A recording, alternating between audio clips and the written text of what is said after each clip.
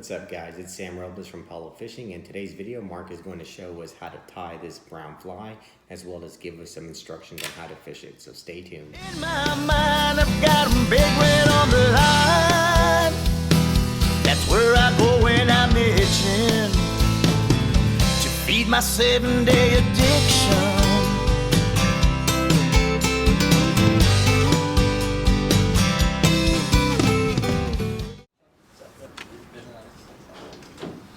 Okay, so man your battle stations. If somebody's left-handed, you're going to want to turn the vise around. It's set up for right-handers. So we like left-handers. We got some great fly casters and fishermen are left-handers, not a problem. So now I'm going to give you some choices. What size hook you want to use? Well, what do you want to target?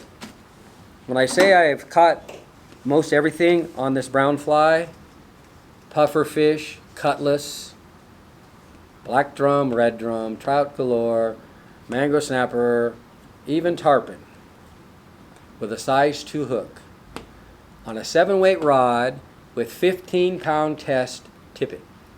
I wasn't fishing for snook. For tarpon, excuse me. So I was with a guide. I was in Honduras, and I was targeting bonefish. And so I saw some bait I call busting, or being chased. So I cast in the middle of it. I see, oh no, it's an 80-pound tarpon. I will never get this fish in, man. I got my 7-weight with 15-pound test on a size 2 hook on the brown fly. I go, all right, I'll just have fun while it lasts. I brought it in 5 times to the edge of the boat, and the guide was scared to grab the fish. I go, you got gloves on? Is it going to cut me? No, grab it by the mouth. I want a picture. The 5th time, snap, it was off. I don't have a picture of that one. But for those of you that tarpon fish, here's something to think about. A very renowned tarpon fly fisherman that I won't mention his name says, and I agree with him, because that day I'm thinking, wait a minute, everybody uses 2-aught hooks. I go, I think maybe a smaller hook would be better. Everyone wants a bigger hook, but bigger hook, bigger hole. That's what I'm thinking, right? So I call up so-and-so, and he goes, you know what? He goes, you're right. He goes, people wonder why I have so many hookup on tarpon. I use a size 1 hook, between a size 2 and a 1-aught. He goes, I don't use a 1-aught, I don't use a 2-aught. And they're wondering why I have more hookups. So that's a suggestion. So I have many variety of size hooks you want to use. When I'm fishing for trout and redfish, I'm using a size 2 hook, pretty much. Sometimes I'll tie this as a bend back, so it'll ride up and be a little more weedless. Although putting dumbbell eyes on there, it'll ride up. But a lot of times, as you know, when you're in turtle grass or other places, it's impossible to keep weeds off of your fly. So there are pros and cons to this, and whatever side your fence on doesn't make no difference to me. Some people say spoon flies aren't real flies. I have probably 15, 20 members that sometimes red fishing will exclusively use a spoon fly. Most of the time they make their own.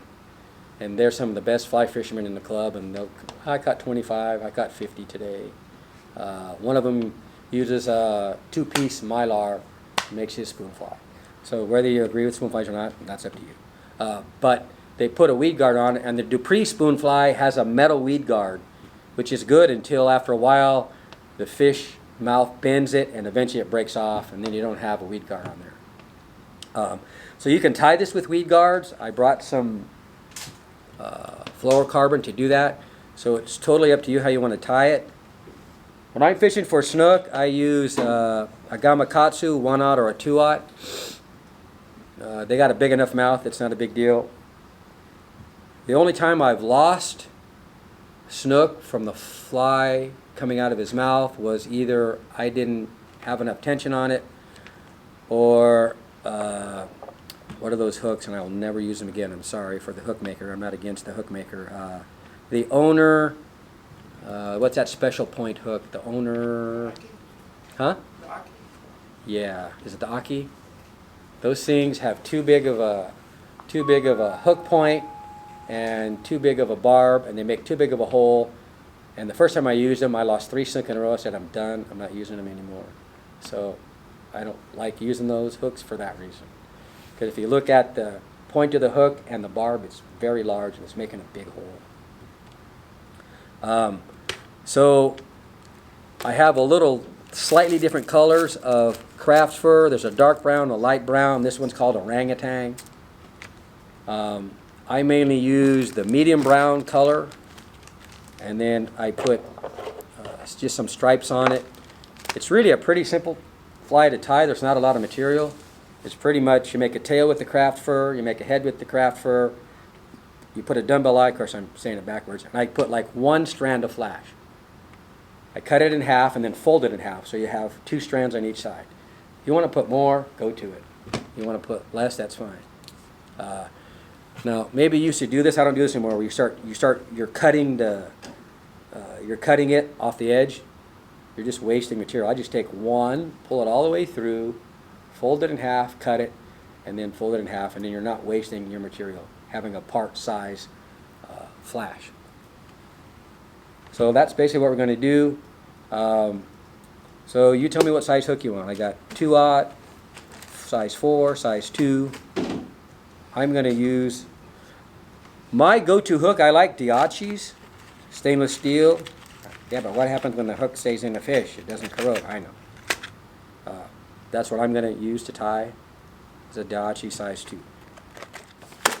All my conventional reels are collecting dust, unless I'm bringing people out on a charter. I got fly rods from 3 weight to 15, but that's just me. Okay, so put your hook on. Then after that, I don't put a very big bead chain eye on there. These are real small. You can put a bigger one, simply because if you're in shallower water, you want enough weight on there to get the fly down quick. You know, if you're on the bow of a boat and you're sight casting to a redfish, you know, the boat's going one way, the fish is going another way, the wind's going another. You want to have enough weight on the fly to get it down, but you don't want it too heavy if you're in like a foot of water. So I got these are extra small, Dumbbell Eyes painted, and I use a nickel plated. It's a real small one. It's only like a 2.4 millimeter. These are like probably 3.4 or something. So I'm just going to use one of these real small ones. But if you want a little heavier fly, a little heavier weight on your fly, these are very hard to put on because they're so small. I'm used to doing it. But I tie these with red. You can use any color of thread. You're not going to see the thread. The only time you're going to see the thread is right before the dumbbell eye. Just before the dumbbell eye and the hook eye, you're going to see a little bit of thread. I just prefer using red. It shows a little red there.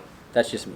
But you can use clear mono, gold, yellow. It doesn't much matter what color the thread is. So when you tie the bead chain on, you can tie it, just leave about a 1/16 or 1/8 of an inch between the bead chain eye and the eye of the hook. You don't need much space in there. Okay? It's not like you're tying the clouders, you got to put it way back. No, no, no. So put some thread on there, get it started. Cut off your tag end.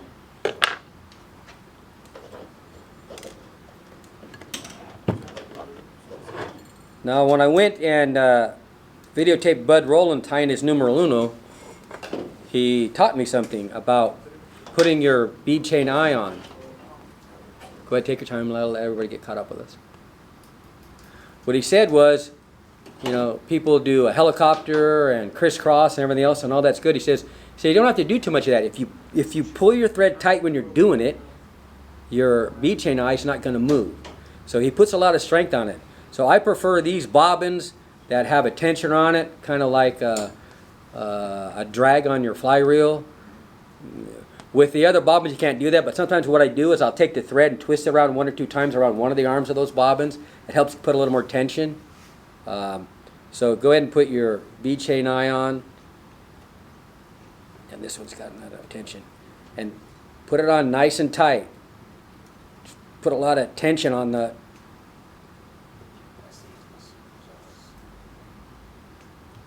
thread. Now sometimes maybe it's a little overkill what I do, but after that I put a little dab of crazy glue on there. If you want to do that, pull your bobbin down low enough so that the crazy glue doesn't drip into the inside of the bobbin tube. I just put a little dab on there. So everybody's got their flash, right? So for those of you, just take your piece of flash, center it in your hand. I hold it up in the light and I put it down so like they're even. They don't have to be exactly even. And I hold it, and I take my hand and hold it so the loop's sticking out. Okay? And I take my scissors and cut it. Now I got two pieces that are pretty much even. Once I do that, I center it again, pretty close. Look it up in the light. Then I wrap it around my thread, okay? So I take it and wrap it around my thread and then hold it with my fingers. So now you got two pieces on each side. And then I tie it right behind the bead chain eye. And try to hold it so it's on center on top of the hook shank. And just go back pretty much to the bend of the hook. Just keep wrapping your thread. And then check it. It's pretty much straight out. If you need to adjust it, you can adjust it and hold it in the right position. Okay? Okay, then I bring my thread back so it hangs right at the edge of the hook point, in front of the hook point. What I'm going to do now, we're going to take a little pinch of craft fur. You can pick whatever color you want. I'll get a couple started on this side, a couple started on this side. Let me get a piece of it. You can tie this a couple different ways. You can tie it in layers and put 3 pieces on. You can put 1 piece. What I do is I pinch some of the craft fur, maybe about that much. Maybe a little more and a little less. I cut it right at the base of the where it's attached on the skin, but it's not really skin. Then I hold it in my hand, and I pull off whatever's excess on the front. It doesn't really make much difference. The uglier you make this fly, the better. Because we can comb it and brush it, it looks real pretty. As soon as it hits the water, it totally changes. Okay? And so it's good for a picture, but the uglier, and I'm going to show you what I mean here in a minute, when we do the dubbing, I make it all different lengths. So it looks like somebody's spiky hair all the way around. Because it gives different movement, okay? So you can cut it even and make it look pretty. That's fine if you want to. I don't. So I hold the craft fur on the top of there, and you can see that it's the front of it's touching or a little bit beyond my bead chain eye. I pull it back just a little bit maybe. Okay? It's all ugly and even. And so I make a loose wrap around there, like 2 loose wraps, okay? And then I check it, see if it's centered. Okay? I want to make sure that there's the same amount of craft fur on the left side of the hook as there is on the right side. All right? So I don't have a bare hook showing on one side and all the craft fur is on the other. So just 2 loose loops. Double check it. If it's where you think it should be, then hold it tight with your fingers and just tighten it down. And work it from where your fingers are going forward to the bead chain eye. Maybe you want to come back again, that's fine. And we're going to come back to where we originally were, where our thread is hanging right at the hook point, okay? We're going to make 5 stripes on this now. Let me see which side this is. Oops. Okay, so what I do is I hold the craft fur between my 2 fingers, and I'll start way at the back, and I'll go 1, 2 strokes on one side, 2 strokes on the other side. So I got a stripe on each side now. Okay? Then I'll move up a little bit. 1, 2, 1, 2. Now I got 2 stripes. 1, 2, 1, 2, 3. 1, 2, 1, 2. And sometimes I need to grab it up closer. That's the 4th stripe. Then 1, 2, 1, 2. That's the 5th stripe. So you could almost use this fly the way it is. I guarantee Skipjack will hit it. But you can probably catch most anything with it too. But it just doesn't have enough body to it. Our next step is to make the body. So now is the interesting part. this is why I like the vise I have. I'm sorry you guys can't turn your fly around and around like I'm going to do, but you're going to have to do it a different way. So what I do is I take, about 8 inches of line of thread. I put my finger there, and I go around my finger, and I put the thread right exactly, this needs to be out of the way. I put my thread exactly where it was. I'm holding this loop now with my hand, with my finger, and I'm tightening this up. And so I'll go around the loop like 1 time, 2 times, and then go back and tighten it, go on this side of it, and just make sure that my loop's not going to come undone from the fly. Now this is where this comes in handy, and I can hang my thread there. Okay, now what you need to do is have your dubbing tool handy.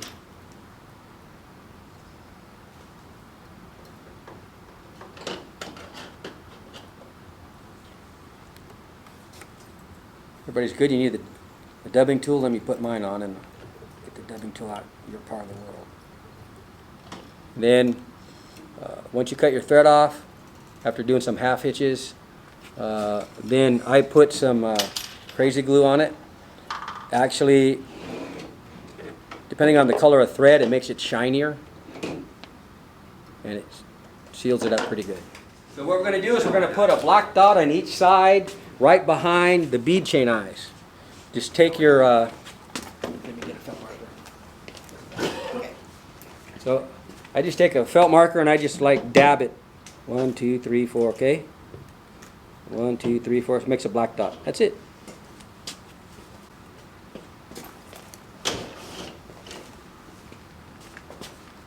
So the question would be, Yes. that if you're out there fishing at night, Okay. do you really think that it's the color? No. Or do you think it's just... No, I say number one thing that fish come at is vibration and movement. Okay? That's why if you drop your fishing reel on your boat near redfish, they're gone. It's not the noise, it's the vibration that puts in the water. And the snook has a lateral line all the way down its side. Boy, do they. So they can feel Everything. you sneeze. So you want something that gives movement. That's why top water, walking the dog on a hard plastic, you know, it's given a lot of movement. And so you want something to give a lot of movement. Noise also, you can put, they have little tiny glass beads that you can tie on here, rattles. I mean, I have spinners. You can put on flies and all kinds of stuff. I don't use them much because it's just more to get in the weeds. If I'm fishing in turtle grass for reds or whatever else. So color I don't put as priority. It is important, but I don't put it on top of the list. I put movement on top of the list and vibration. How do you feel about rabbit fur on your... You can use anything you want. They all like sit differently though. Yeah, Well, the buoyancy is... When I tie like tarpon flies, I'm using rabbit on it, pretty much only. I'll use a rabbit for a tail, and I'll use rabbit and make a head on it. So any material is good. It's just something that gives. You want something to give movement. Even the curly tails. There is another one. What's that other tail called? I've used them before.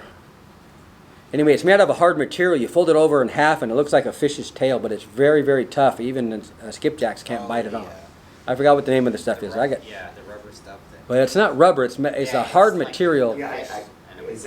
I can't think of the name of it, but anyway, you know, anything that gives movement, you know, fish is going to be attracted to. And again, it's going to be attracted to if you give it the right presentation. The wrong presentation doesn't work. I don't care what you're throwing out there. You hit them on the head, they're gone. It's not going to work. Sometimes you got to put it right in the redfish's face and in their face to see. In darker water also. One time I was casting at a black drum. It was from here to him. And what's wrong with this fish? It wouldn't eat. Finally I had to put it like right in front of his face, and finally I was throwing a clouser at that time. It was like a 32-inch black drum. but I realized it was blind. I was gonna say hit Carlos' vision. I mean, I looked at its eyes, I go, no wonder it can't see. Yeah, I was gonna say sometimes I Yeah. don't blame it on a tight bite. I blame it on the fish not being able to see. In this case, it was half blind fish. And when you pull the fish Like, out, okay. the one eye's doing something different. So that's pretty much your fly. It's done. And the fiber you got every which way but loose, that's fine, because it's when this gets in the water, it's gonna condense. It's not gonna look like this. Okay? But working the fly is the key to it also. I give a hard, fast strip and a pause. Hard, fast strip and a pause. Hard, fast strip and a pause. How long is a strip you doing? Generally 6 inches to 8. And when I'm pausing it, this craft first going. Slow. So during the recording of the video, I actually lost lost my audio and my video, and so we didn't get a lot of detail on how we built this body up. But you can see in there on the second fly that we tied where he did kind of show where he built the loop and put some of this craft fur in there and twisted it and then wrap it around there. So actually we might do a separate video just to kind of elaborate on that, just since we missed this. But anyways, I definitely want to thank Mark for coming out to our shop and showing us how to tie this brown fly, as well as talking to us about using it out on the water. So Mark almost exclusively fly fishes, unless the people that he's out there with aren't fly fishing or don't know how to fly fish. But he's almost out there. He's thrown everything, caught all kinds of species, travels, and does that. So he's an avid fisherman, and we definitely thank him for coming out to our shop and really helping promote and expand fly fishing in South Texas. So thanks, Mark, for everything you're doing and for coming to our shop and helping our guys. So I hope you guys got some value out of this, so you can get something like this. Obviously, there's a lot of different flies you can tie. You don't need anything as fancy as this. It's really not that fancy, but a simple closser will work pretty well if you want to get fishing saltwater flies. So but I hope you got some value out of this video. If you did, will you please hit the like button below? If you haven't already, subscribe to our YouTube channel. So and the last thing is for the question of the day kind of deal, just let us know below what kind of fly you like to throw out for throwing flies at saltwater, redfish and trout and flounder, so as well as snook. So thanks again, and we'll see you on the next video. In my mind, I've got 'em big red on the line. That's where I go when I'm itching to feed my 7-day addiction.